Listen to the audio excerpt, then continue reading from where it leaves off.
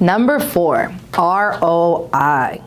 And for those who are watching this that don't know what that means, return on investment. So purchasing one of these units, whether it's a backyard office, whether it's a ADU, accessory dwelling unit, you've got to understand, why would you invest in this in the first place? So what is your return on investment? So with an accessory dwelling unit, you're essentially adding square footage to your property, which will always maintain its resale value, if not more, and only appreciate over time.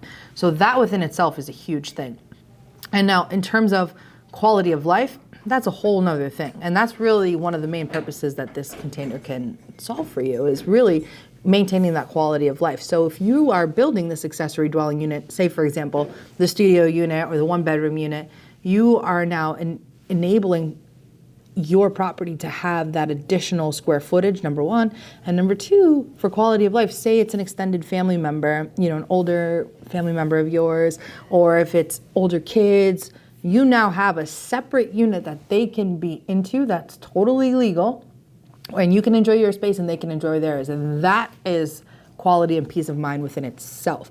And then keep in mind that for resale value, you're going to be able to market that as part of your property, which will then increase the purchase price, aka your return on investment on this.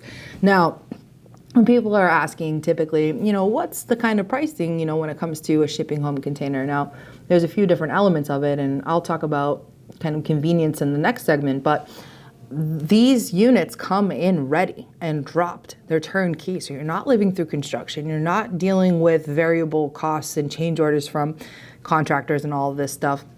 It's a whole nother game there. It gets dropped, it's ready, and it's ready to go. Now, when it comes to the return on investment, you're looking at different pricing models. One of the things is that you're going to be looking at the construction costs and what's the average cost per square foot if you were building out your attic or your basement or building out a whole nother unit on your property. If you were to do that stick build, first off, the quality would never last the way that it does on a shipping home container. Number 2, it's going to take months and months and months, anywhere from 6 to 12 months at least.